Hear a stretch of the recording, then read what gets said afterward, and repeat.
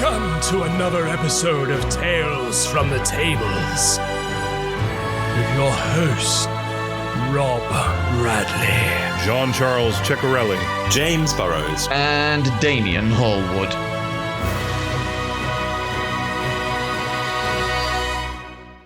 Hello, everyone, and welcome back to Tales from the Tables, a Roll Dark podcast. I'm not alone. I'm not alone. There are people out there. Hi, people. Hello. Hello. I'm back after my Are we hiatus. Are we actually people? For me, this is 7:19 in the morning. I don't know that I'm a people yet. I don't know that I qualify. I think my creature type is still labeled as monstrosity or undead. Well, that's a beautiful hint at the content of our podcast this week, and hopefully a reason for you to become very much people by the end of it, because there's lots of monsters to talk about. I will definitely become people by then. For sure. I love what am I if not a good foreshadower? That's all I can say. That's it. And James, it's been a little while since we've had you on the podcast. How are you doing? I know, good. Yes, no, I've been very good. In the intervening time, I have finally finished my D&D room. Yay! I think I've sent some images into our DMs group chat. But yes, I finally have a custom built D&D space in my house. And yes. I love it. I have rarely left it since finishing it. Dear listener, you too can slide into James' DMs or have James slide into your DMs with pictures of his D&D room. Just at us at Tales from the Tables in our Discord channel. I should post it to the Discord. Maybe after this episode, I'll post it to the Discord. But yes. Well, I've not run any Roll Dark games out of it yet, but I have run a couple of home games out of it, and the immersion is very cool. Having lots of fake flickering lights, the cloud ceiling cover that I've got going with the lightning effects and stuff. Cool. Being able to turn the room red when you go into a combat that's deadly. I'm having a lot of fun with it. I get immediate Red Alert vibes from Star Trek as well, with the room going red. So cool. That's really good. I watch a lot of Star Trek. Having done it in a miniature version for a map with the sort of stuffing and LED lights through it to create lightning effect, I can only imagine it plussed up to an entire ceiling in that room, and the pictures probably don't even do it as much justice as they seem like they do. It looks incredible. Really, really cool. Yeah. What is the most, and maybe it's your own setups and we've talked about it, but what is the most in-person immersive experience you've ever had playing D&D or any TTRPG? I think the Medieval Hall is probably up there. Yeah. It's a really cool location. I think my room at the moment is currently my favorite just because of the control I have over it. Sure. It's your setup. You can control it, right? And then at the end of February, I've got I'm going up to north of Carlisle to go and DM from a castle. So I will report back in after that, but that's probably going to end up quite. We're not invited. Why exactly? We'll just follow you. Damian, before I answer, you want to? I can give a couple of answers. Mine are a lot less exotic. I have had a chance to play a few live events in sort of old buildings and things, which have been really nice. But in terms of immersion, I think the dragon fight that I alluded to with the lightning clouds beneath floating islands, just because, again, I had a lot of control over it. It was programmed to react to the sound of thunder and lightning, which I had in the background, so it would flash in conjunction with the sound effects. So cool. It was really, really cool to have a beautiful 3D printed dragon to sort of be the boss of that fight. So that was really immersive. And then the other one is a completely left turn, is pretty much the end of any game of 10 Candles. When all the lights have gone out and you're playing the audio recorded goodbye messages from the players that they record at the start of the session in complete darkness. That is always, every time, so immersive and so I've never chilling. Played still. Like, can we hang out so we can play this together? We needed Tales from the Table game day. Is what we need. Oh, that sounds so cool. I think my most immersive was I had a DM who set up a final boss fight with a kraken, and he didn't just put us on a board. He put us in. He actually brought a tub of water to emulate the sea, and we fought on the shore, and he had sand on the shore or for the shore where we put our minis, and they were dunes that we had to like cross over that counted as difficult terrain. And then the pieces, if you know the WizKids miniature of the Kraken, it actually comes in different pieces. There's the head, but then there's also the tentacles that rise out. So that coming out of the water and him using like sticks to pull them out of the depths of the ocean as it like approached the shore, and we had like allied giants fighting along the shore to attack it. It was just so epic. And there was a ship actually floating on the water that the Kraken like emerged from the water to take down first. That was full of our allies. We were like, no, it was so cool. Never would do that in a non-home game because it would require a hose and too much sand. Do you guys remember the last Roll Dark Fest? I had this idea of trying to use, because I had a sand-based puzzle in it, and I went outside to a flower pot and I tried using the soil to emulate the sand, and I was like, oh, this is a terrible idea. This is not going to work. So I just put it all back. Slightly different consistency. It's Yeah, it would have gotten very messy, but anywho, it was fun. I love the 3D effects kind of stuff. The lightning and the clouds sounds so awesome. Actually, I have an honorable mention. Actually, probably the best location I've DM'd in was for we did a thing for Gala Games, and they essentially it was like being on a movie set. It was huge. There was like a dock, a tavern, a throne room, and then like an alchemy room, all sort of joined. It honestly, it was like being on a Hollywood set, or what I imagine being on a Hollywood set is potentially like.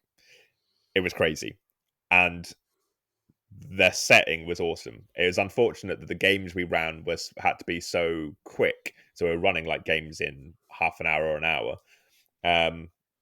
Because people were just walking by, playing a little bit of D&D, and then wandering off again. That's what we were doing there. Right. But if I could have spent like a full weekend playing D&D in that environment, it would have been nuts. That would have been awesome. Yeah. Yeah, it'd have been really so good. cool. Sounds that really is cool. We not long ago took our little boy for the umpteenth time at this point to we've got a sort of an annual pass type thing to a local zoo. It's pretty local to us. It's only about an hour or so away. Called the Yorkshire Wildlife Park, and we went to one of the restaurants that we'd not been to before, and it was a big sort of indoor.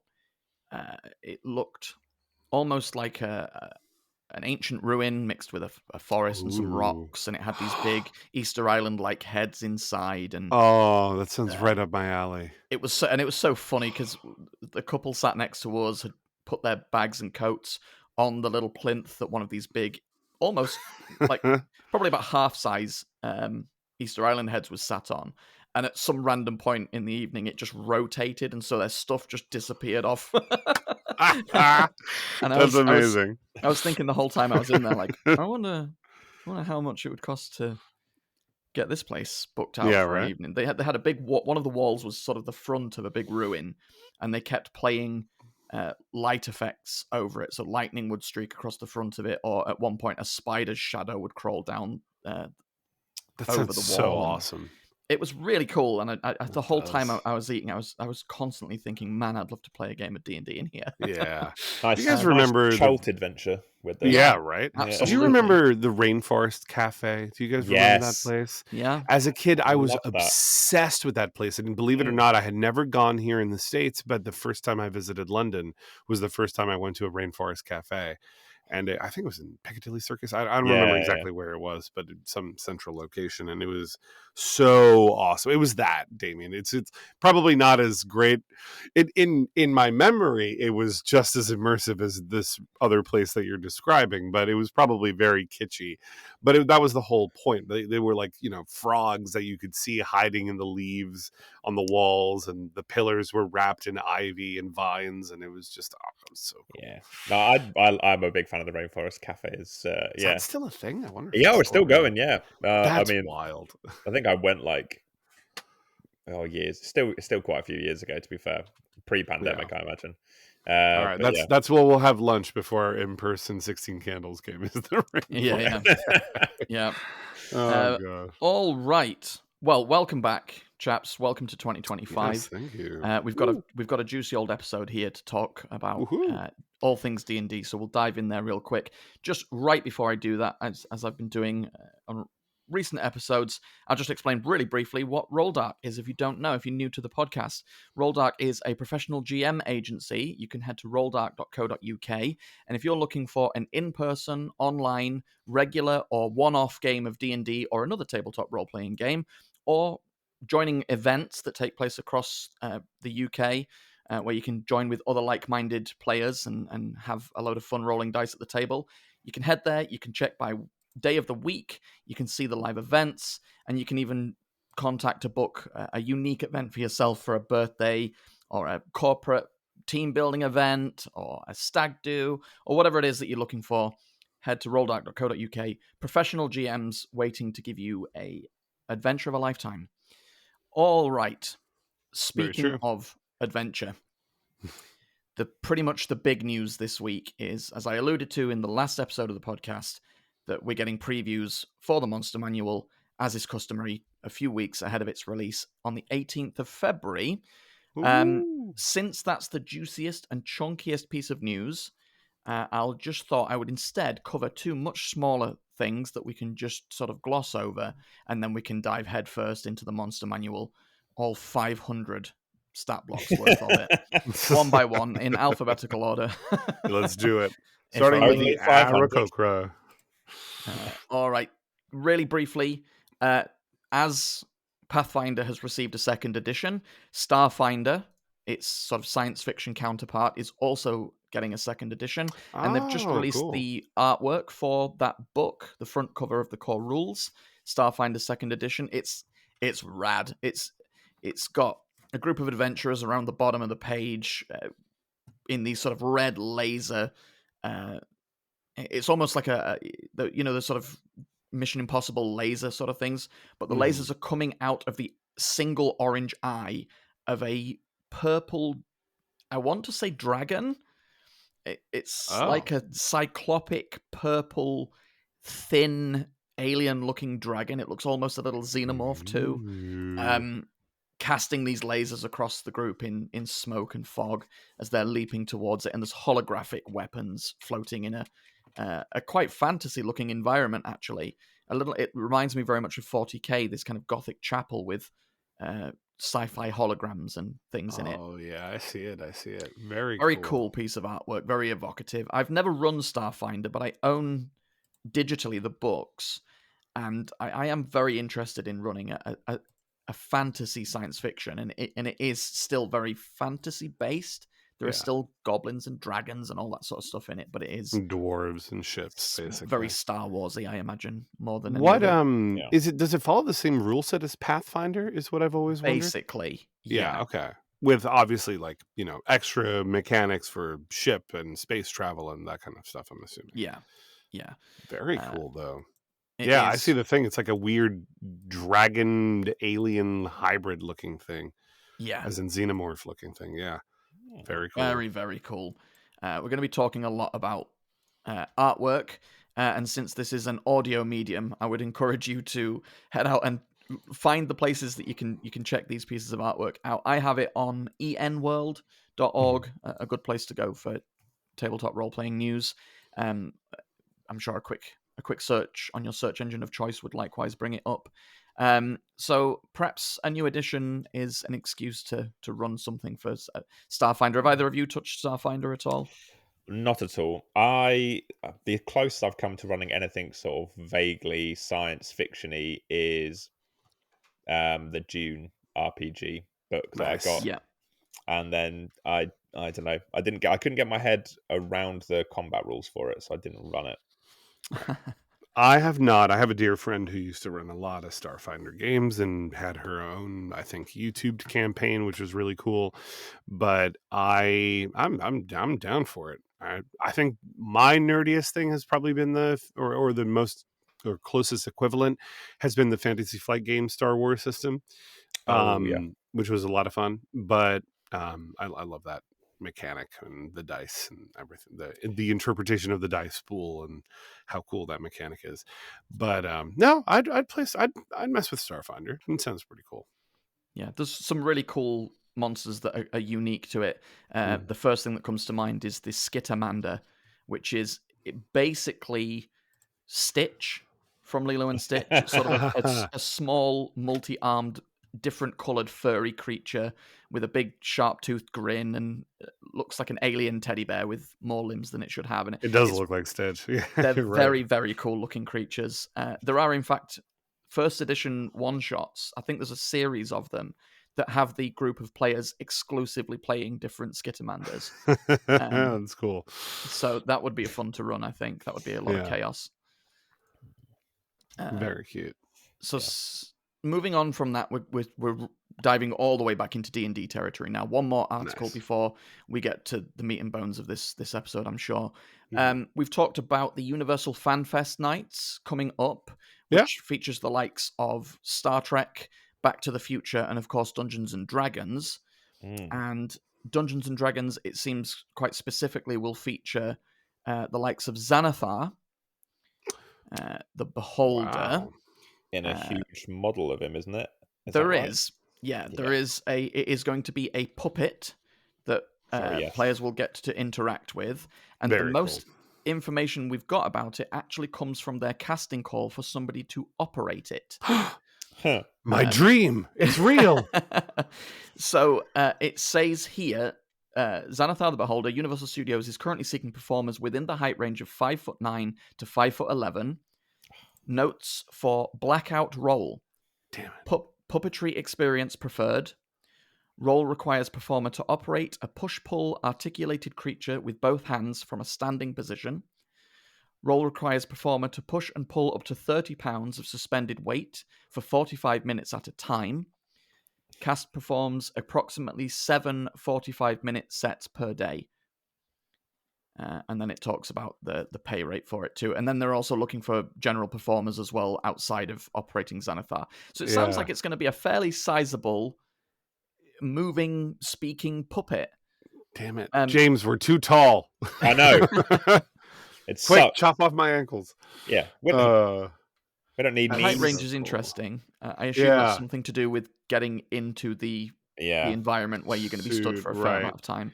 Also, if you look above, because I'm assuming you're still on the End World or you got to the link from there, if you scroll up on that same page for the general performers that they're looking for, the face characters, this is really funny. Universal Studios Hollywood is currently seeking performers within the height ranges listed portray various roles. Female, 5'8" to 6 foot.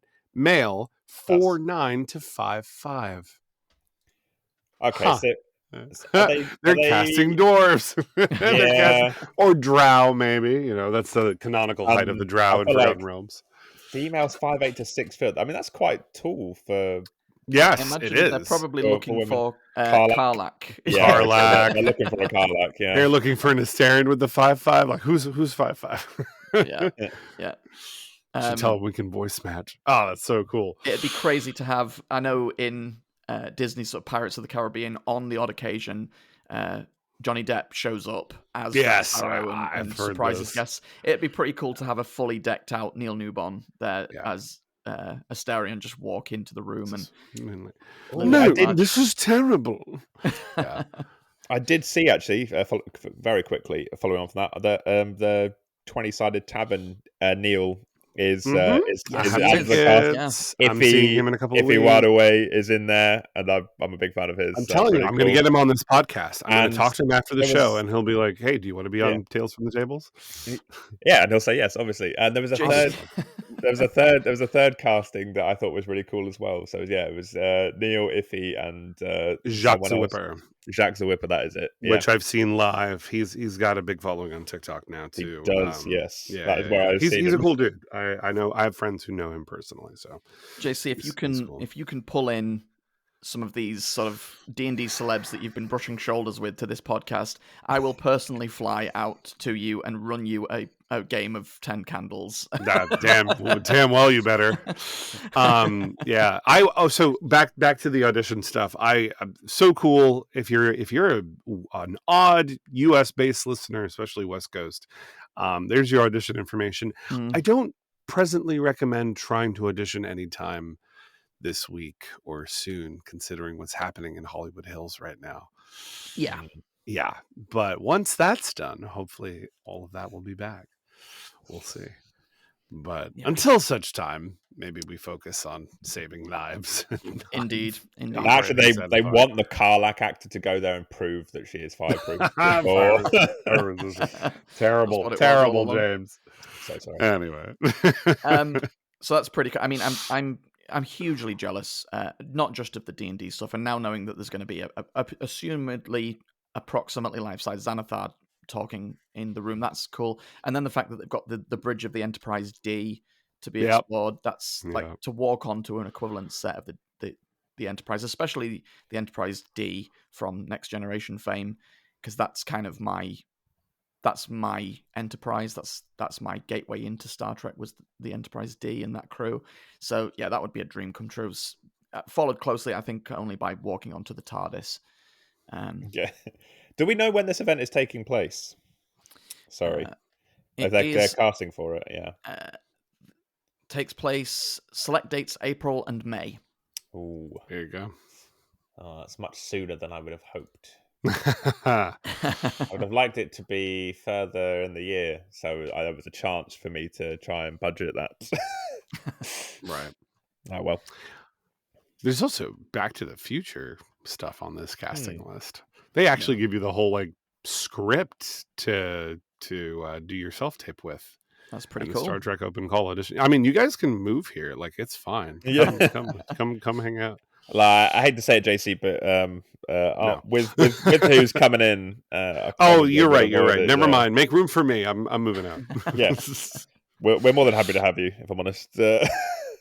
Indeed. Oh, so that's really cool. If you're lucky enough to go to that, and you're a listener of the podcast, I would love to hear about it in a few months' time. Yeah. Tell us your experience with it, because that would be exciting.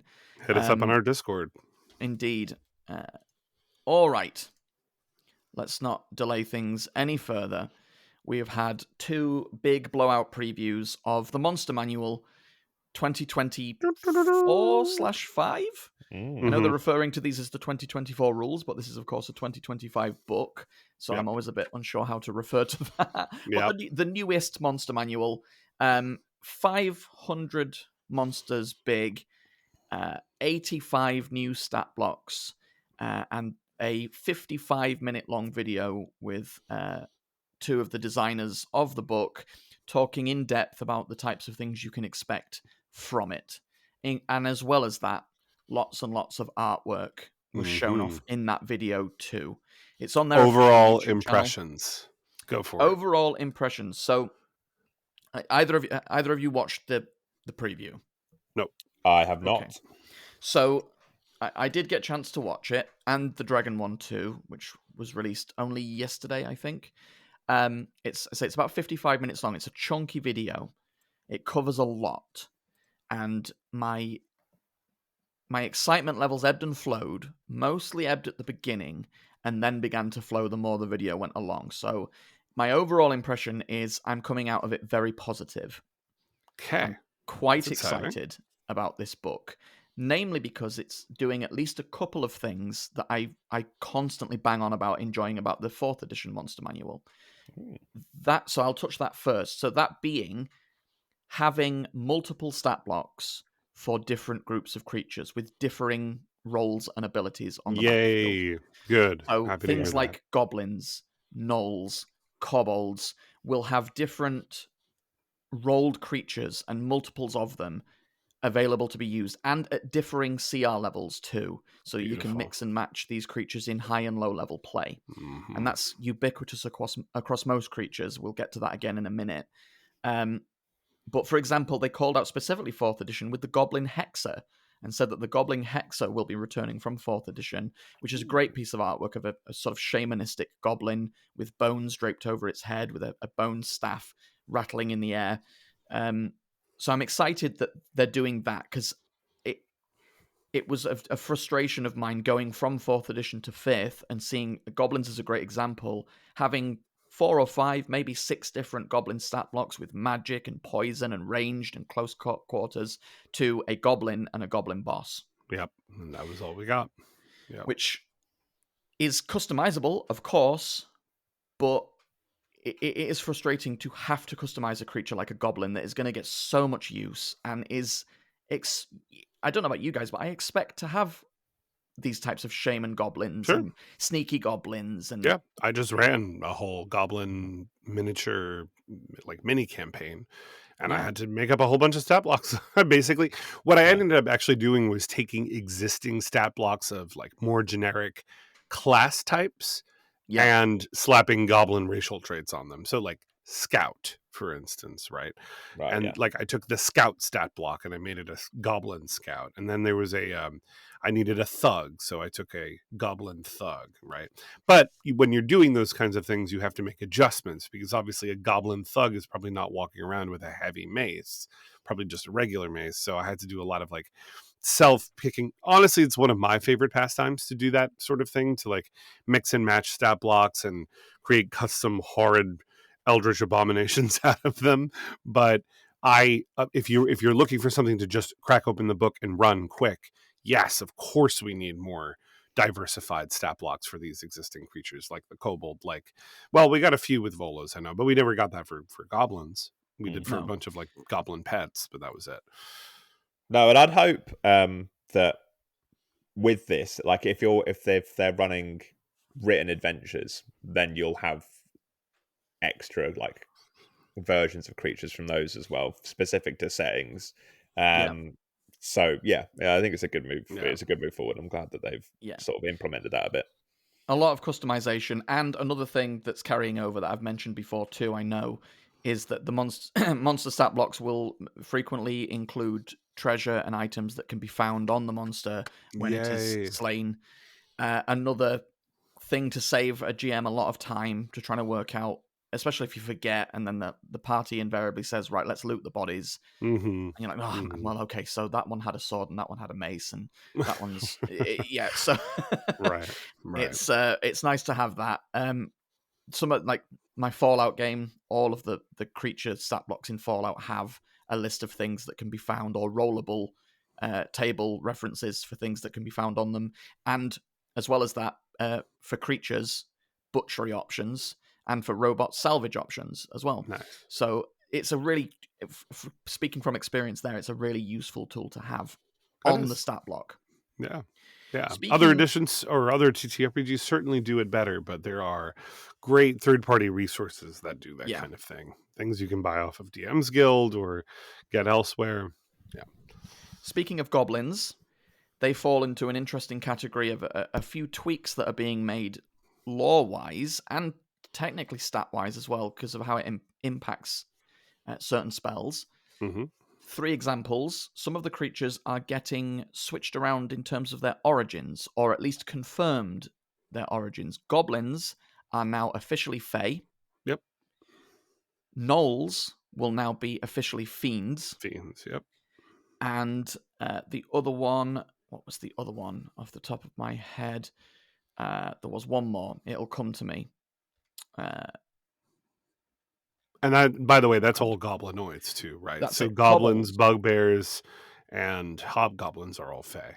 Yeah. The other one was kobolds. Kobolds will now officially be considered dragons. Wow. Oh, good for them. I bet they love that. I bet they do. They are so happy to finally be considered real dragons. That's adorable. And it means, of course, that things like hold person. I was just thinking that won't affect creatures like kobolds anymore. So hold monster is a more important spell now. Yeah, it's really exciting to see them getting put into an actual place in the world properly and definitively, rather than being very confusing. Good catch there, JC. Yeah, indeed. I don't know if I hit the mute button in time. I Yeah, felt I it think coming, and I was like, "Oh no, my mouse is dead." Wait. we got the inhale, not the sneeze. So Oh, thank God. Okay, I caught it. So other changes that sort of more on the surface. Many monsters will now be depicted as both male and female in the artwork, and that is Cool. more significant in the case of creatures that have historically only been shown as a single gender representation, such as Medusa, Yes. such as hags. Mm. The artwork for hags now features a decidedly uncle-looking hag as opposed to an auntie or a granny, which is interesting. That is interesting. I hope I've seen that, and I hope it comes with some lore to explain that, rather than just being like, "Oh, there's male hags now." Because I don't know, I like the idea that there is a male equivalent. It's great. I think I'd like some lore around why we've not seen them before. Yeah. Maybe just something like, even if it's like a small little paragraph that comes with the stat block to say. Yeah. Right. Some of them, of course, don't need it, just that they've never been shown. Like dryads are getting it too. But yeah, a hag, it does seem like that would need perhaps a little toe in the water to explain that change. Another significant one is incubi and succubi are now both male and female incubi, and succubi are now male and female succubi, and they are different stat blocks. Fully different creatures from one another, but Jeremy Crawford said that an incubus can turn into a succubus, and a succubus can turn into an incubus, so they can switch. Okay, which is That's interesting too. That's cool. Like the That's idea cool. that their sort of gender's a bit fluid there, so they can switch. Kind of like an Eladrin They can be seasonal both, change. They can switch between the. Yeah. Okay. Cool. Yeah, I like that. There's lore for elves being able to do that as well. Yeah, I remember reading specifically in, I think it was, if it's not Mordenkainen's, it's Volos. I think it might be Mordenkainen's. That there's a not really a race, but there's this like a select few specially chosen sect of elves that are so akin to the changeable nature of Corlin Larethian. They're basically their creator, their god, the god of all elves, that they can basically immute their forms. Their forms are not immutable, so they can change their gender and their appearance. I don't know if it's at will or if it's at like every once in a while or at the end of a long rest, something like that. Yeah, sounds super cool though. It is. By the way, this whole time I've been leaving the video, the one you're referring to, Damien, up on my other screen, just mute playing, just so I can observe some of the artwork. And you are not kidding.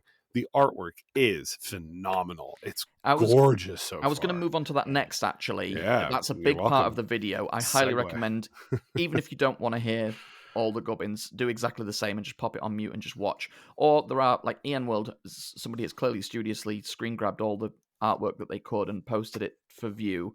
It is incredible. One notable thing about the artwork that they've done, and they talk about this in the video too, is historically a Monster Manual image has been a creature on a white or bland simple background, sort of a portrait or wanted poster image.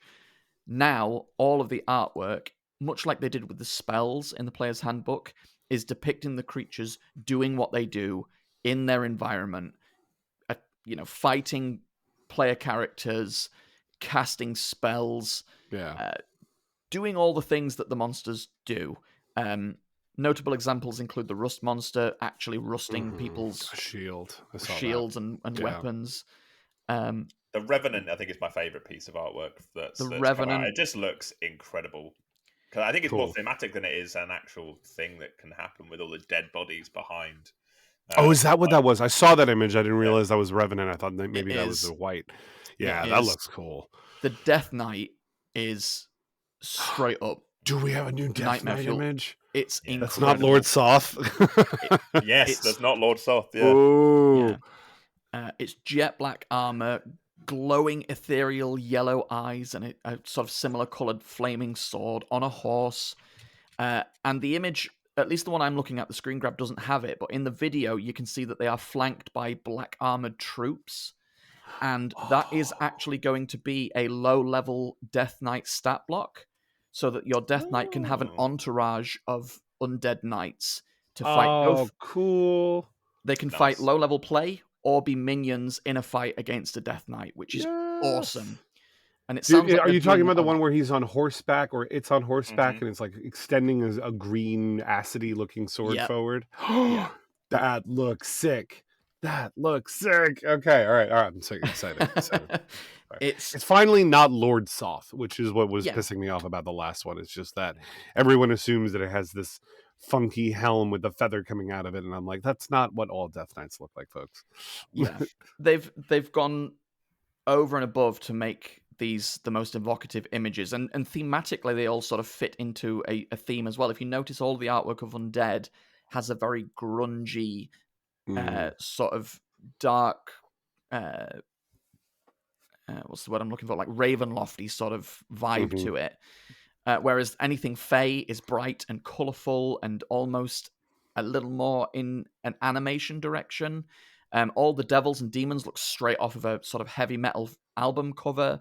Nice. So the artwork in groups is also designed to be thematically appropriate across the different stat blocks too. You can look at a piece of artwork and straight away go, oh, that's probably a demon, or that's definitely an undead, even if the image isn't obvious. That Bone Devil art that they shared earlier. Heavy metal. Yeah, it does look like an 80s rock cover, like of an album. There's also that Sea Hag, they shared, which is just her standing in the like what looks like a sunken ship in the bottom of the ocean floor, but it's so much creepier than what we had before. You're right. Putting them in an environment honestly makes a big difference. Like this is gorgeous artwork. They're no strangers to the fact, and they talk about it in their video, and it's the same way I got into the hobby, and I'm sure many other people got into the hobby, was leafing through the Monster Manual. And they said that it, as much as it is a functional book, it is also one that you have with you most of the time because it's also an inspiration book. I'd agree with that. Yeah. You flick through the book to get inspiration, and any one stat block can evoke a whole campaign idea, or at least an adventure idea. And I think by having the sort of background scenery in there, if you know that you've got a location for an adventure, or your players are going to a place that looks like this, leafing through the Monster Manual, being able to be like, oh, well, that's very similar to the location. Yeah. And you can spot a monster based off that as you're flicking through it. That'd be very useful. Yeah. There's lots of dragon artwork. I'd not thought about that. That's such a really good point, James. That seeing the environment, and if you're running, Chult or Ravenloft or Icewind Dale, straight away you can pick out these monsters and see them in that sort of jungle of ice or very undead setting and go, oh, that's perfect. And the fact that I've alluded to, many of the monsters now will have both high and level monsters. It'll be easier than ever to, like, vampires are a great example. Vampires are getting more lower level vampire stat blocks and at least one higher level vampire stat block called the Nightbringer. So you can, one frustration that I'm sure many GMs have had over the past is seeing all these incredible monsters and going, man, I really want to run that in a game, but perhaps never getting the chance to run a game at that level. And so therefore not being able to use that type of monster. I know I've experienced it in the past. Oh, werewolves for sure. I was about to say werewolves, the opposite way, Damien, where you really want to run a werewolf campaign, but you can't challenge a party with a whole pack of werewolves as soon as they ding level 3 or 4. Like you can, you have to set it up correctly, but it's so hard to, because the stat block was so lacking. But now hopefully they'll have more of that, and they did introduce a much higher level werewolf-esque stat block in Van Richten's Guide to Monster Van Richten's Guide to Ravenloft, the Loup-Garou. I imagine it will be very cool. Monsters like that I would assume are going to be in this book. 500 stat blocks, surely we're going to be having them in there. 85 new. Now I'll just touch on that briefly. That doesn't necessarily mean brand new inventions. Many of those 85 will be, for example, the new vampires, things like that. we're going to come to dragons later because there's a separate video on dragons. Okay. But you just called out challenge there, JC. That was a topic of discussion, and a really fascinating one, I think, that was touched on in both videos. Because that's something we've talked about here on the podcast. It's a concern I've had about the book. Players have become more powerful than ever, and having monsters to challenge that is if you want a game with challenge, which I think is a key thing that makes D&D unique and tabletop role-playing games is unique, is the ability to fail. You talked about it in your first experience with D&D GC, where you experienced a failure and thought, well, that's it, that's the end of the game. And of course, that's just the failure is part of the game, and you fail forward and continue on. So challenge is a big thing. They've said that there's been many tweaks to the monsters in order to cover this. The most interesting points, I think, being that it seems as the levels increase, specifically they called out 3 and 10 as being sort of big milestones of where you'll start to notice you're getting kicked about a little bit by the monsters as their ability and strength grows. One really interesting point, they raised challenge rating. It's historical challenge rating. They said was calculated on effectively the monster, and I wasn't sure I was aware of this. They'd calculated the previous challenge rating specifically on any monster using its most optimal abilities only. So if a monster didn't use its most optimal abilities every turn, then it might not necessarily... then it might not necessarily appear to be the challenge rating that it was. And that puts into stark relief a lot of the problems I think many people have with monsters getting kicked around by their players is if you haven't thought about making that monster as deadly as possible every round, or if it gets hindered for whatever reason from being able to use its other abilities, then that immediately takes its challenge rating down a few pegs without even realizing it. Yeah. So they've said that a core tenet going forward this time was to make sure that every ability most of the monsters have access to, especially things like dragons, will make it so that their challenge rating stays where it is, no matter what combination of abilities they use. Right. Interesting. I wonder if that means if they're effectively saying that it's based more on things like mobility, armor class, and HP pools, like these sort of static values that don't change how they behave in combat necessarily, right? Yeah, perhaps. Yeah, maybe. We all know that the CR system is kind of flawed as it is anyway, but that's still interesting that they're upping the challenge rating. That makes more sense. Well, they're not. That's the thing. In many cases, I don't think they have changed the challenge ratings. For most things. Interesting. Okay. They just seem to be making it so that, like I say, no matter what combination of abilities you use, there'll be that challenge rating. I see. I thought they were adjusting the CR. No, they are. They are adjusting the stat block to better match the CR. That's interesting. That's cool. Remains to be seen, and that won't be across every monster, because I know at least a couple that have only had very, very minor changes from ones we've seen. Sure. But certainly where it counts, things like dragons, which we're going to come on to in just a moment, they've made some big tweaks to try and achieve that goal. Right. It's going to be a huge book. There's a lot. It sounds like there's going to be a lot of advice up front in the book about. They said that they're going to include a list of sort of common abilities and features that you should be prioritizing when you're running that monster, which is, I think, a great idea, especially for new GMs. Is if you have no other option, or you're struggling to find what to do with the monster, these abilities should be your go-to every time, unless it's doing something else. That's interesting. Mm-hmm. It sounds very exciting. I'm more and more excited about the book the more they talk about it, and hope that a lot of this really is going to pay off. It's going to, if nothing else, a lot of the enjoyment of the hobby for me, as I know it is for you, is actually checking out these monsters and presenting new things that they can do, or new scenarios that they can do to players that may not necessarily know what they're coming up against, but you're constantly looking for information and inspiration for new monsters that might even challenge and surprise a veteran player who's seen them all.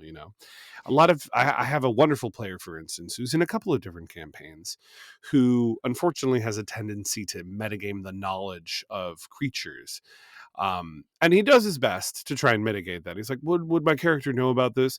But they immediately make some assumptions. So it's always a treat when I get to be like, hey, there's either they don't recognize what they're fighting, it's from some obscure book that they're not familiar with, or they make an assumption about something that's entirely incorrect. And they're like, Yeah. oh, okay. Oh, we thought the flame skulls wouldn't have cold magic, but here we are. Whatever that might be. I On love that flame point, skulls. they called out this about being able to surprise your players, even with your veteran players, even with existing stat blocks. For example, one thing that Jeremy Crawford said, he ran a game with Vampire Spawn, Mm-hmm. and the players he was playing against freaked out when the Vampire Spawn was able to disengage from combat without taking opportunity attacks, and Nice. then still take the rest of its turn. Brilliant. Brilliant. Brilliant to be able to. I've often thought that vampires and Vampire Spawn should be either faster or just more mobile in general, because the vampire provoking, especially just the generic vampire stat block, not even the Spawn stat block, just having 30 feet of movement and provoking opportunity attacks as it move around. We want Buffy level styles of movement where there's just black shadows that suddenly make it appear on the other side. They should have preternatural movement, Then you'll be excited because another thing they called out on the vampire is that some of the higher level vampires will be able to fly around without having to spend their action turning into something. Yep. Finally. Not that I haven't been doing that with Strahd, but listen. Yeah. So they'll be able to fly without having to spend their turn turning into a bat or a cloud of a mist or something like that. Right, Very right. exciting. Their own fly speed. Beautiful. I think they opened the video by saying this, and I'll do the same. What would Dungeons and Dragons be without dragons? I saw one snarky comment say it would be dungeons. I mean, accurate. You're not wrong. You're not whoever wrong. you are. Dragons. They've had a whole separate video, and one of the biggest questions I've got coming out of this video of dragons is, what on earth are they going to put in this dragon-centric book? Because it sounds like dragons have a huge amount of stuff in this book. Okay. So let's get into dragons Let's break artwork it down. again. We've talked about the changes they've made to the dragons' appearances to be more in situ in their environments. Much of the artwork looks absolutely astonishing. There is artwork for, in most cases it seems, for wormlings, adult dragons, ancient dragons, and all different artwork for them too. Right.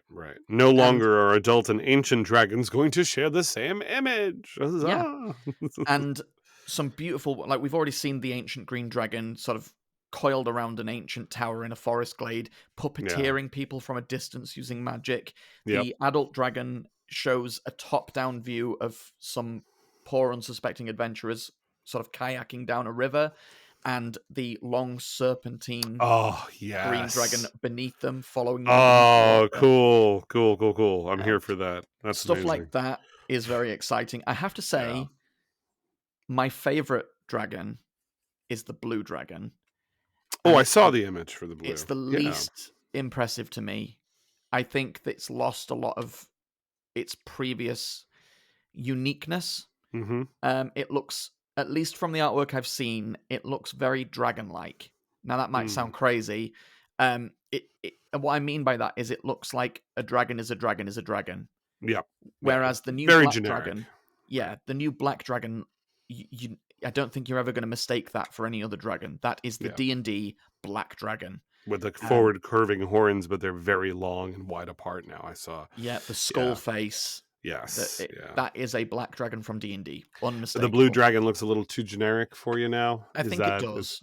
Sorry, I misunderstood. I thought you said that this was your favorite, but I see it's your least favorite. Artwork-wise, it's my favorite D&D dragon. It's artwork-wise perhaps my least favorite so far. Which is a shame because the blue dragon I feel like deserves a little bit more love than it's gotten in the past. Yeah. Let me see. The profile image, the sort of concept image that they did, which is it from just the side, actually does look quite cool.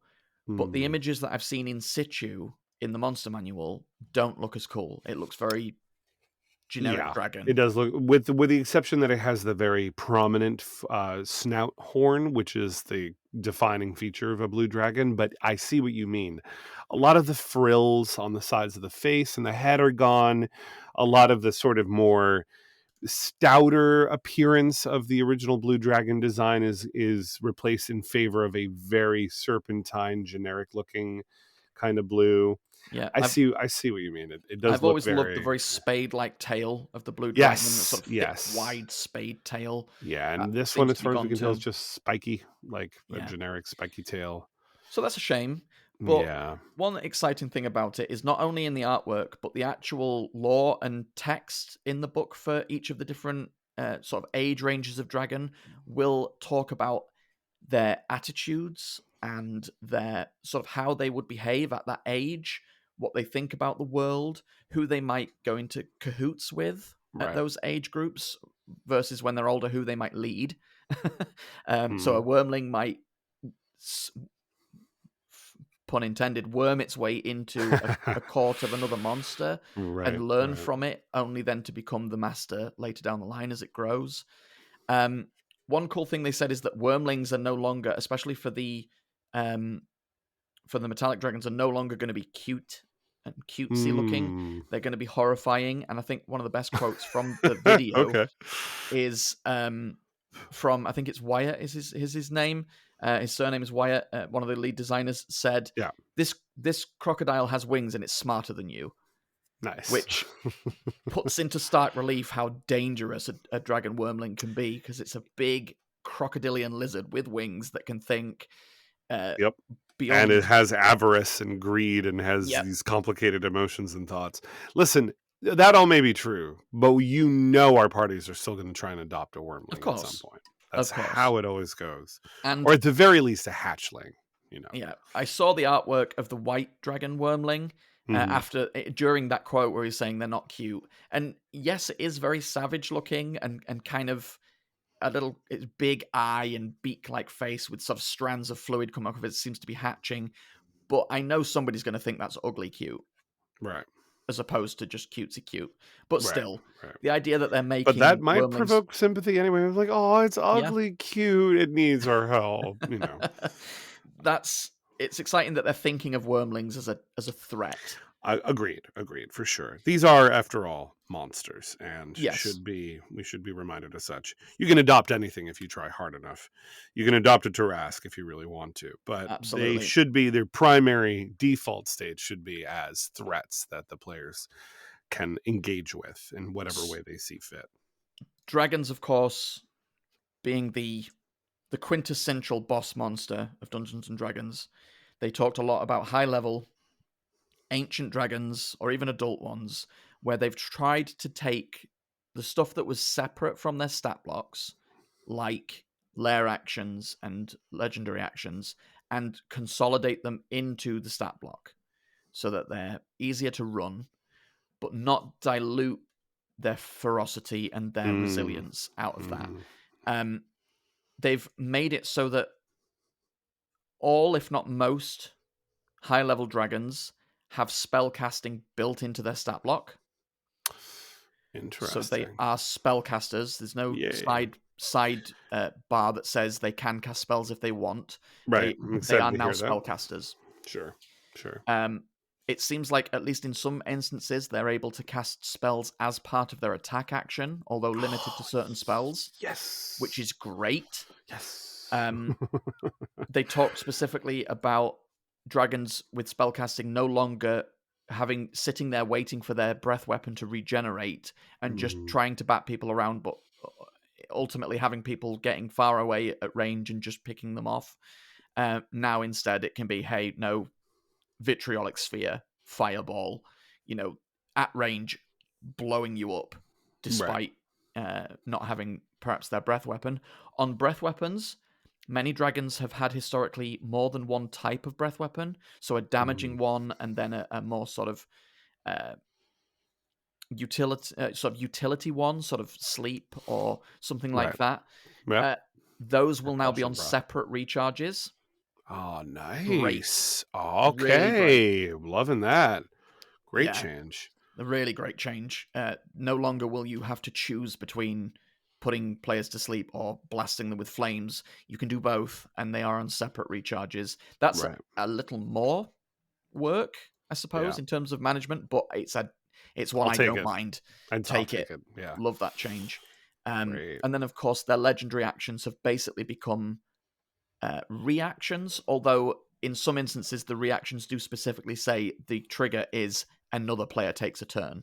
Interesting. So So it is- they still kind of just have it there. They just Yeah. have relabeled it as reactions. Okay.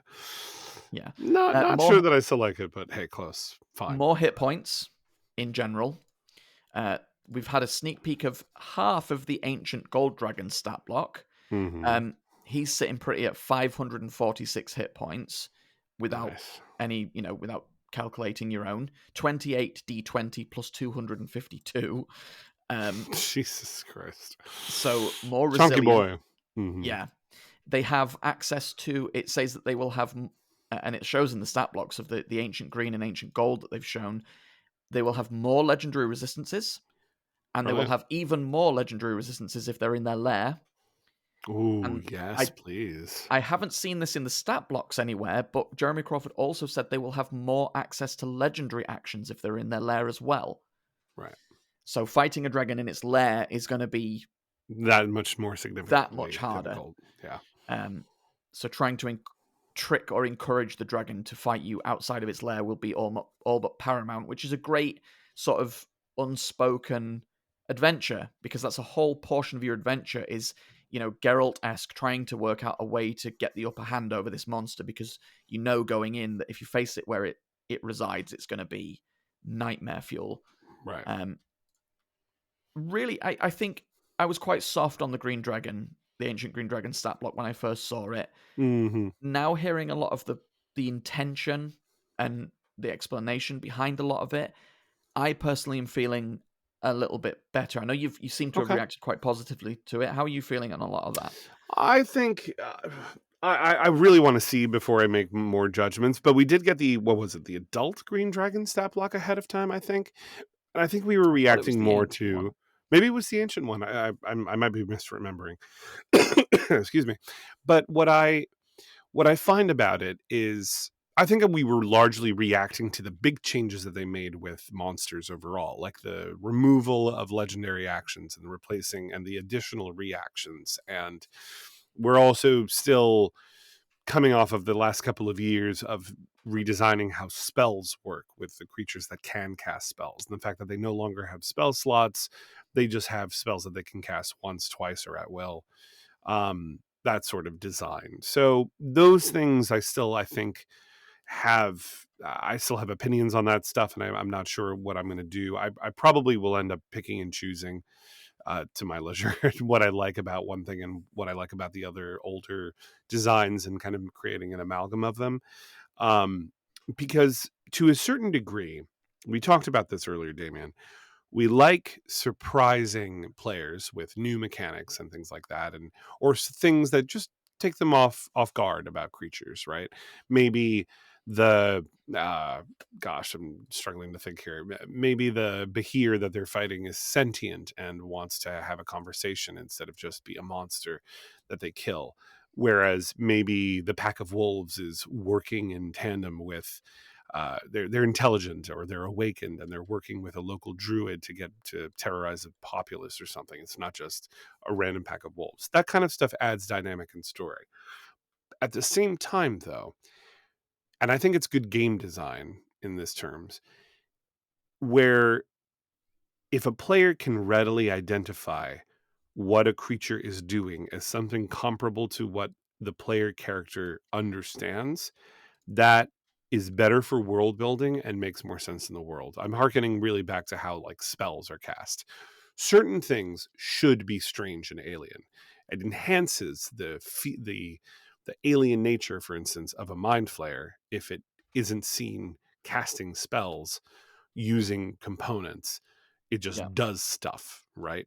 And then you're like, oh my God, my brain suddenly hurts in the presence of this creature. Why am I bleeding from my ears? I've taken, 19 points of psychic damage. Whereas certain other things, like the fact that dragons used to have spell slots, for instance, at least some of them, right?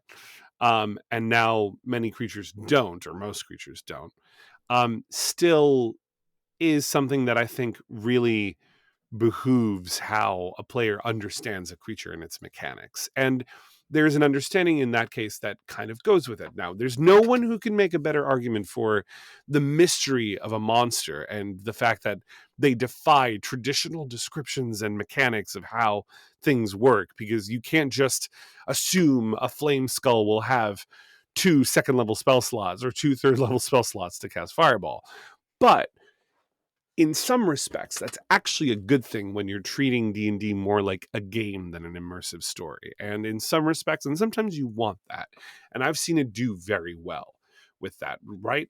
People, I've had players ask me before, they're like, hey, this thing, it's casting spells. Does it have a focus? What is it using for its focus? Let's take away its wand or its gem or whatever it's using to channel its magic, and then they'll be limited to spells that don't have material components, that sort of thing. So I for one am still kind of reacting to that. However, everything that we've talked about dragons so far has been really cool and interesting. So I'm excited. Like I said, it's at the end of the day, for me, it's just more ammunition for my Frankensteining of creating something new. Yeah. So I'll take it. What about you? Sorry for my long-winded response, but I have thoughts. No, that's absolutely fine. I absolutely wanted your opinion there. There's such a big part of the game and the lore and the name of the game. Yep. They're a huge part of it. And oddly enough, dragons have been something of a, not a blind spot, because I've run them quite a few times, but it's just never something I've been overly excited about running. I do love a dragon, I have to say that. Yeah, now I have to say the combination of the changes to their appearance, very evocative, the descriptions about each of them and how they behave based on their type and at different age levels as well, I think is a great idea. And then some of these combinations of these changes to stat blocks, they've said that frightening presence is no longer going to be a ubiquitous thing. Instead, they're going to have different abilities. So they said that the red dragon is much more tyrannical. So instead of a frightening presence, it now has a commanding presence, which will force people to do as it says rather than run away from it. I love that.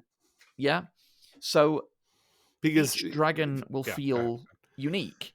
Yeah. And the fact now that even if you have that terrible run of recharge on a breath weapon, it can still, at range, throw spells at people. And that can either be 2 rend attacks and then a Dissonant Whispers in the case of the green dragon at 4th level, or forego its rend attacks and just drop a big spell on, like Cloud Kill or something instead. Yeah. It makes them so much more reactive in combat and so much more utility to them that I hadn't initially thought about, which I'm now very excited to run some high level dragons, I have to say. Yeah, there's also something to be said that dragons, at least as they've existed in 5e and probably 4e and a couple of other editions, they kind of just look like numbers on a page most of the time, right? You look at it and you see, okay, frightening presence, 2 physical type attacks and a breath weapon, a fly speed, and that's kind of it if you're talking about an adult dragon. So they don't look interesting. What makes things interesting in 5e is usually spells, right? 90% of the time it's a host of cool spells or a few features that either emulate spells or do very unique things the other 10% of the time. But the thing with dragons I've always found is that they're less monsters and more characters, and they're also set pieces. You have to think about both things, and I think that's a big thing with them. Yeah, it's an important part of the game. I've always been a big fan of dragons myself, probably my whole life, but especially since that fake mockumentary about dragons and how they might have actually evolved and lived if they were real. Well, narrated by the incredible Sir Patrick Stewart. There's something to be said about how they are set pieces. If you think about dragons in depictions in media, especially film and TV, you almost never see them just fighting a group of people. That's it. They're either in a burning town or across a mountaintop or racing through a Quidditch field or, and like jumping onto the bridge or in the heat of a volcano or underground. There's always something cool about the environment that they're in. And that has always been kind of my not motto, but my goal with dragon encounters is to make sure that they're not just having an aerial combat, or they're not just having a combat like in the stadium where the blue dragon is waiting for them. There needs to be something in the environment also happening, right? Yeah. If it is just an aerial chase, then there's an aerial chase with a storm. Or they're racing through a canyon and the canyon can be hit with lightning blasts to kind of block certain parts of it and force saving throws to dodge the falling debris, or something to that effect. If they're fighting the red dragon at the top of a volcano, the volcano is actively spewing and the environment is becoming more treacherous to stand on. Or the air itself is superheated and they have to roll con saves at the start of their turn or take fire damage. Something to that effect. Yeah. But now that we have more built into the stat block for that type of work, that's great. Gung ho, let's go. And on top of that, the spells as well. Very exciting stuff. Yeah. Plus, frightening presence being gone is I think a great thing. The fact that it's now more like commanding presence, or they have more specifics to this. Because it's so hard to tell a player, okay, you failed a check. Your character's now frightened. Role play that. Yeah. What about if they're the glorified paladin that has not quite yet immunity to fear, but they're known to be a dragon slayer, and all of a sudden, they got unlucky with the die, and their whole backstory is kaput because they're frightened and can't approach the dragon and have no ranged weapons. Yeah.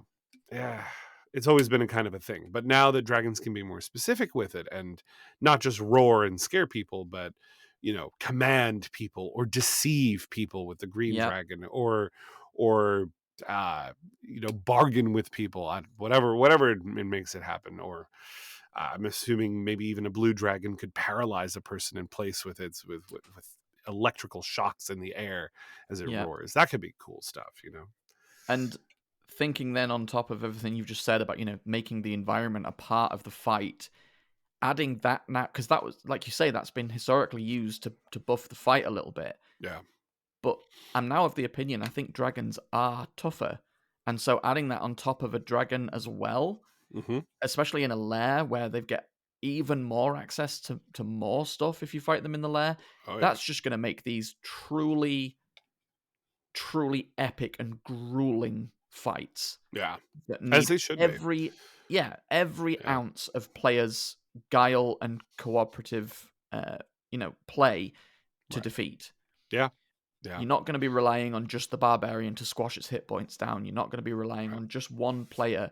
You're going to be having desperately to work as a team.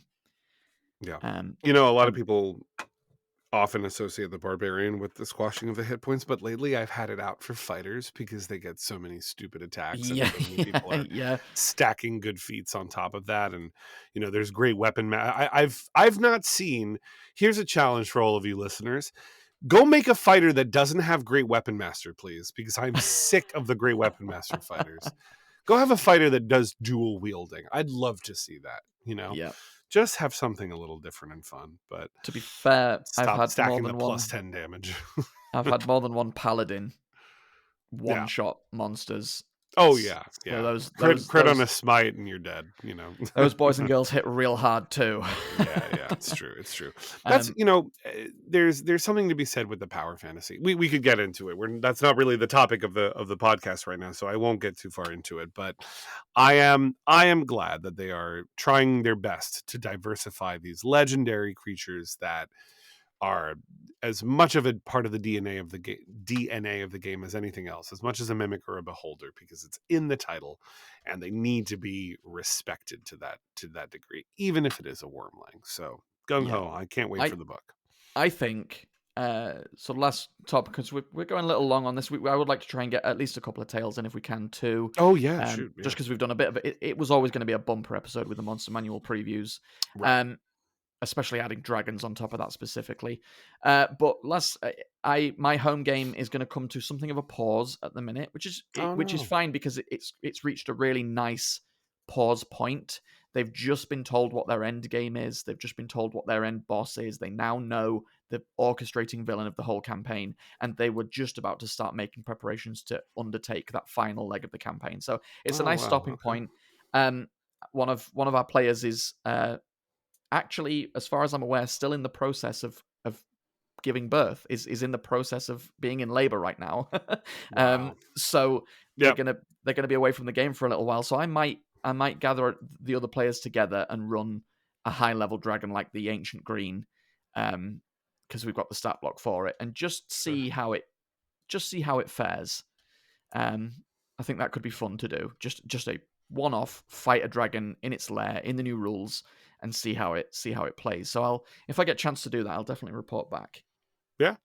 Yeah. Awesome. Very cool. Let's do some Uh, tales. Let's do some tales. I'm sure Let's there do will be some more tales. previews coming up for the Monster Manual, so keep an eye on their YouTube channel. I don't know what the next video will or may be. I'm sure there will be more. So keep an eye out on that. Mhm. But for now, I'll hand it over to you. Have you got any tales from these last weeks? Well, I feel like we've been talking a lot about dragons. Unfortunately, I don't think I've had a dragon come up in any of my recent campaigns. I will say one of my more memorable dragon encounters was one that they knew was coming from level 1 and they fought it at level 10. And this is the twist. They lost, Ooh. which was which led to the story being very, very cool. So this was in my Feywild homebrew campaign, which is very different from Wild Beyond the Witchlight. But one of the first things that they got when they arrived at the Feywild from a helpful NPC was an animated map of the Feywild, so that they could kind of get a general sense of the area that they were in. It's not of the whole region, of course, but basically a map that was very almost like a Marauders map style, where they could see active things happening on it, but much more colorful than that. The trees looked like they were swaying in unseen winds, and the mountains looked like they had wind moving through them, and the pool or the lake in the center had a shimmer. There's the waterfalls on the map were active, and you could see the waterfall dropping animatedly. There was even a sort of three-dimensional aspect to it. And of course, online, this is great. You can do those types of things, right? You can have all these visual elements to it. And one of the things on that map was a dragon that was just kind of in place, hovering over an area, beating its wings. And I had a little GIF of a dragon hovering in an area on this map that I could take them to, right? And they knew it was there. They knew, or at least in that region, not specifically, because you can't really map the Feywild. It was more representative, but they knew it at some point. Obviously, you can't. It's like Chekhov's gun. You can't bring a gun on stage and not use it, right? The dragon had to be used at some point. So they knew at one point that it was guarding the secret location of the palace of the Queen of I keep wanting to say Ice and Fire, the Queen of Air and Darkness. And nobody knows where her palace really was, but they knew it was in the Winter Wastes, and there was this dragon on the map that was hovering around that area. So they went in prepared. What they didn't know is that because of a curse that had affected this area of the Feywild, that it was actually a shadow dragon. And I believe it specifically was a shadow, I want to say it was a shadow blue dragon. I might be mistaken, because I think I used cone weapons. Anyway, whatever it was a shadow dragon primarily, and they wandered up to it. They fought it in a group of towers that had been buried in the snow. They put up a great fight, but unfortunately, this thing was just far too powerful. Level 10 versus an ancient shadow dragon that could hide and had the terrain advantage and could climb the towers or fly up to them easily. Despite their good fight, it was a TPK, one of the first ones I'd ever done. But it did so by engulfing them with its shadow breath. And rather than just dying, they all awoke in the Shadowfell. And that was the curse that was basically hitting the Feywild. It was that the Shadowfell was slowly encroaching upon the Fey and taking over regions of it. So they effectively awoke as their vestiges, their soul aspects. And in the distance, as they got their new bearings in this cold, shadowy, color drained or color leached land, they noticed a range of mountains and a great black fortress crowning those mountains with what looked like a cloud of ravens hovering over it. So they made their way there, many misadventures on the way, of course. They had to get a guide who knew the way up the mountain, and it was actually a trader. Eventually, they walked into the citadel or the fortress of the Raven Queen, and also called the Fortress of Memories, and parlayed with the Raven Queen and found out what her connection to the larger story was, and ultimately bargained for their return of their souls to their bodies, and they returned to the Feywild and were able to set things right. And I think they even managed to not slay the dragon, they uncorrupted the dragon. That's right. I'm sorry, I remember now. It was an ancient silver. It was an ancient silver shadow dragon that they uncorrupted because they got rid of the curse. And it guided them to the palace of the Queen of Air and Darkness, where they parlayed and ultimately got what they needed and eventually saved the world. So it was a really cool dragon fight. And that's my tale for today. Very, very cool. Yeah. I've run a Shadow Dragon, a Shadow Blue, which was a lot of fun. Yeah. The Shadow Dragon now getting its own stat block. It's no longer a template. It is now the Shadow Dragon stat block, which is interesting. Ooh, great. Okay. Happy Yeah. to hear that. Also, things like half dragons now no longer a template. They're getting their own. They are a monster in their own right. Yay. That's good. That's good. Good news. Yep. So some more tidbits there. I think I've talked about most of the sort of more epic stuff that I can talk about on the last episode of the podcast. Last night, briefly, I can just touch on this. Fallout.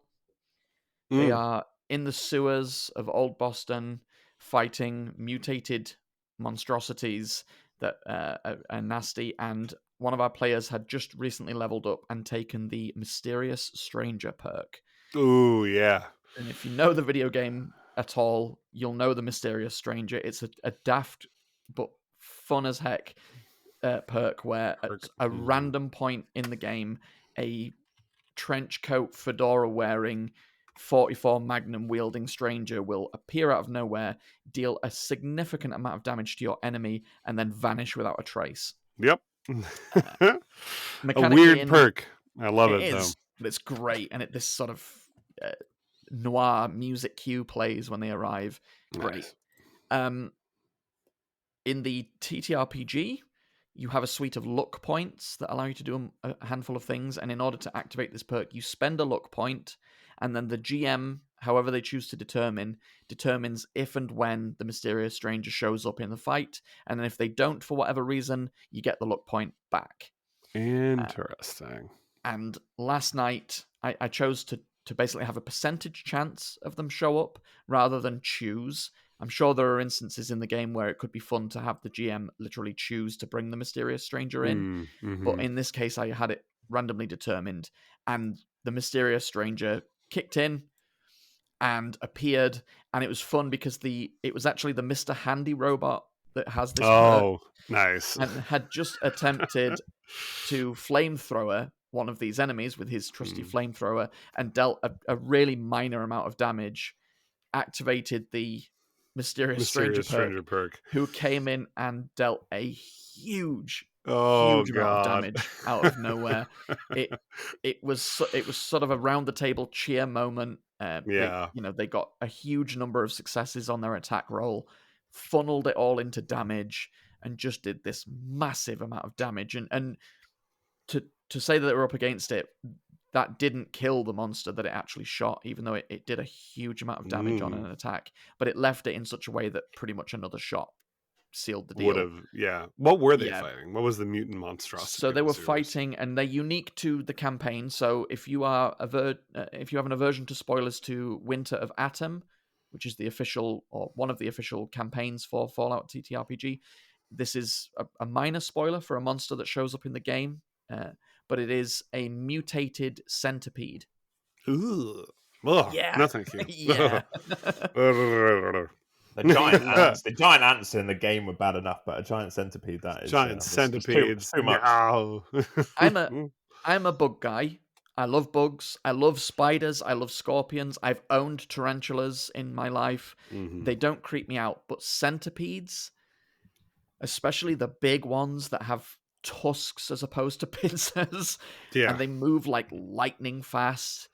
Like, people Jesus. think tarantulas move fast. They generally don't. They can No, move fast in short bursts, but generally move very slowly, if at all. Right. Centipedes are like lightning. They are frightening they're creatures.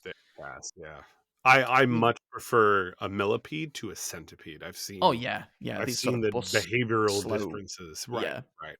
And it's just centipedes are just more mobile than you give them credit for at first, and just nasty in general. Yeah, and these centipedes could spit caustic fluid at of players too, course. which was Yeah. gross and awesome. So yeah, they were fighting multiples of those. They had lots of hit points. They could burrow under the ground and crop up next to players. Nope. And I was spending Nope. all my suite of action Oh, dear points Lord. that they'd given me over a course of many failures to allow them to take extra actions and deal more damage and appear more quickly and just really ramp that tension up. And so Mysterious Stranger came in, as it always should, at the absolute right moment to turn the tides of battle. Yes. And it was a round the table cheer moment. So Amazing. Epic. incredible Yeah. moment. James, Very cool. Yes. a tale from the table, if you've got any. So what have I run recently? I've had a couple of home games. So I've started running Odyssey of the Dragon Lords for yes. some friends as well. And that is very cool. So yeah, I don't really have like a huge tale from the table, I don't think. I mean, I just wanted to talk about Odyssey of the Dragon Lords really, because there's some really cool fresh into it. Yeah. There's some really cool mechanics that are part of the game, like the fame mechanic, and how if you do sort of break away from this heroic path, the gods can just curse you to be a Medusa or a Harpy in a number of days, and you really have to sort of try and rectify that as soon as possible, because you start getting some benefits, and you're like, okay, I've got a fly speed now, and I can sing and influence people, and then, oh no, I've transformed fully into a Harpy under the DM's control. Ha ha ha ha. Yeah. It's a very dark power. So yeah, no, that's pretty cool. And then I've started running Tomb of Annihilation as well. Yay! And so I did. You're just running the Damien playbook over here, right? Yeah, I'm so excited for Tomb of Annihilation. The Jungle Crawl is something that I'm really looking forward to, and I've done using Legend Keeper. Thank you, Chris, one of our other Roll Dark DMs, for introducing me to this, as it has eaten up so much of my time as I put the entirety of Tomb of Annihilation into Legend Keeper, so I can keep track of all the NPCs and everything, and it's all done with little pins on a map. But I did a prequel to it as well, and there is one that you can get, apparently, a prequel to Tomb of Annihilation, but I created my own, where they broke into Revel's End prison to try and get information out of a red wizard that was imprisoned there. Cool. So they did that, and I thought, so because the red wizard is a lich, I was like, you're going to have to. He wants to be killed. He's imprisoned, and he can't. Right, so he can regenerate near his phylactery. Right, exactly. And I was like, that's great. They're going to have to do it. I've made it almost impossible. No, they found a way to. They used a ghost that I'd put in the encounter, like a friendly-ish ghost that I'd put in the basement of the prison. Where they kept, like, I created an even higher security wing for Revel's End under the base of the tower. So there was a ghost down there of someone who was innocent, who'd been killed, and so they got a quest to try and use the warden's steal the warden's book to set her soul free, and so they'd done that, and befriended her, but they hadn't set the soul free yet, because they needed to get out of the prison and spread the word that she was actually innocent. That's what she wanted done. So they talked to the lich and was like, okay, if we kill you, we can't get the information, and you're saying if you give us the information, then we have no reason to kill you, which is correct. Sure. So he was like, okay, I will scratch if you pass me a sharp implement into this like coffin, I will scratch into the side of this like anti-magic coffin that I'm stuck in the answers to your questions, and then you can kill me without opening it, and then when you open it, will then be able to see. But if you open it and I'm not dead, I will then kill all of you because he's a lich and they were level 1. So great. Instead, what they did is they had them write everything down and then use the ghost to see into the coffin and look at what was written, and then they walked away from it. That lich is going to become a BB. That lich better escape and better helm them through Chult or show up at some point. Oh, don't worry. Like, I have plans. Yeah, good. Because if they'd killed him, he probably would have been met in Chult, but they'd have been friendly to them. Right now. Nope. You've moved the wheel. Yeah. So, good. But I used a named Red Wizard as well. I can't remember what adventure, but it's Tarul Var, who it does something in Green Nest, I think, at some point. Cool. You know what's funny? My players tonight are meeting a Red Wizard.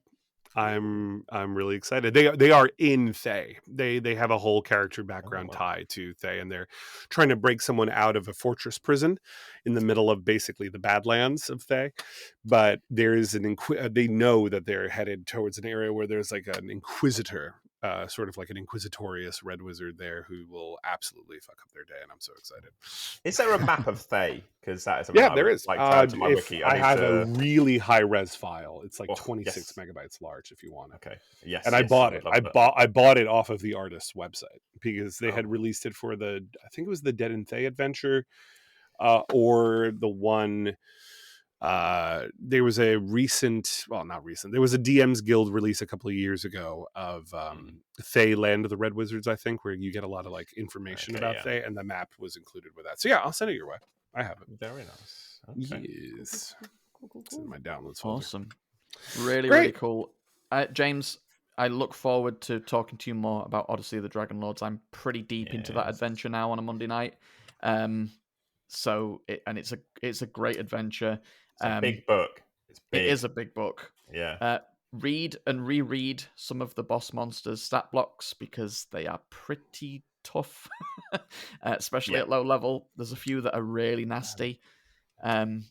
Yes, in fact, all the encounters. Actually, that's something I definitely should mention from the game.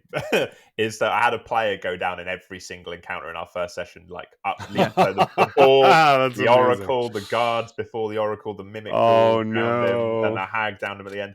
But because he kept reviving, it's now sort of become part of his character that he is unkillable because he goes down, but he gets back up again. He gets back down, but he gets up again. The other side of the coin to that adventure, which I've bought copious amounts of hard copy books of, Raiders of the Serpent Sea, which is basically the same adventure but for Norse mythology as opposed to Greek mythology, has a whole player path, which is basically that. It's a warrior who can't die. Nice. That's cool. So, okay. Yeah. Something to look at for afterwards. I'm sorry to spend your money for you. No.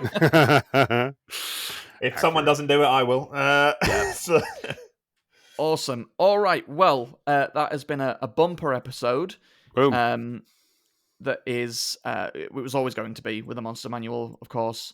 But I appreciate you chaps joining me again this week. It has been a lonesome road a couple of times when I've been alone here talking into the ether. So it's been lovely to chat monsters with you both. I hope you have an excellent week. And you two listeners, as always, listeners, if you have an epic tale on your table, even if it's not a Roll Dark table, let us know. You can get me specifically at damien@rolldark.co.uk. That's DAMIEN. I'd love to hear your stories, and me or one of my co-hosts will read out these stories, be them good, bad, horrifying, triumphant, whatever it is. I'd love to hear it. Yeah, make me not talk about TPKs. That would be indeed. Great. Yeah, tell us about heroic player stuff. That's better. I'll talk about more TPKs. Why not? Oh, wait, can I share a really quick one? Sure. You guys will die. Okay. This was yesterday's. Yes, this is not a good thing. Trust me, but it'll hopefully end the episode on a laugh. You have to keep in mind, I get paid professionally to tell jokes. Now, granted, I'm not good at that. I am not very funny. But the gimmick of the improv show that I'm in is that if we're not good, we get punished and people laugh anyway. So that's okay. But here was what I told Les. So my players were in a cabaret / brothel. They were being propositioned by one of the workers there. She just came over. They took their table. They had glasses of wine, and someone came over and was like, and it was very, Fantasy France inspired. So it was all French accents, and it was, "Hello, monsieur, comment ça va? Are you alone this evening?" Or and just that sort of flirting. And he's like, "Oh, thank you so much, but as you can see, I have this wonderful company." And she was like, "Well, of course." And then she turned to the lady at the table, since they were just 3 players, one of them being a lady, and was like, "And what about you, madame? Are you perhaps looking for a little more company?" And she was like, No, I'm with them as well." And so she reacted, was like, "Oh, a throuple situation, a little ménage à trois. Well," and I was trying to be clever at that moment, and I was like, I need a pun. I need something, a little hint, something clever or funny she can say about the number 4, about making it 4 together, but 4 in French is quatre. So I started thinking, I was like, and in the moment, it occurred to me it was so bad that my players groaned and gave me -5 inspiration, which means I have the next 5 rolls I make are all a disadvantage. She said, "Well, let me know if you ever want to upgrade your ménage à trois to a cat's got your tongue." And then she walked away, and my players groaned in unison and just said, "No." I turned off my camera because I was that embarrassed. So if you ever want to sign up for a game where JC tells really bad puns and jokes, now you know what you're in for. I'm so sorry. And my apologies to those players if they listen for the cat's got your tongue. They sent WhatsApp jokes about, like, on our WhatsApp group, they sent like memes of cats sticking out their tongues later. It was really bad. Oh, man. But yeah, that's it. That's all I had to add. I had to mention that. I had to get it out. Incredible. A good giggle, JC, to go out on. Yeah, you were right. I'll be laughing about that for a little while longer. God. At your expense, I'm afraid. So sorry. Yeah, that's fine. It's fine. I'm not proud. I'm not proud. All right. Thank you so much for listening. We'll be back next week with more tales, perhaps more previews of the Monster Manual. Until then, keep rolling dice, keep having fun, have an amazing time. If you are over in the West Coast of the States, please stay safe. Stay safe. And we will see you very soon. Indeed. Bye-bye. See you then.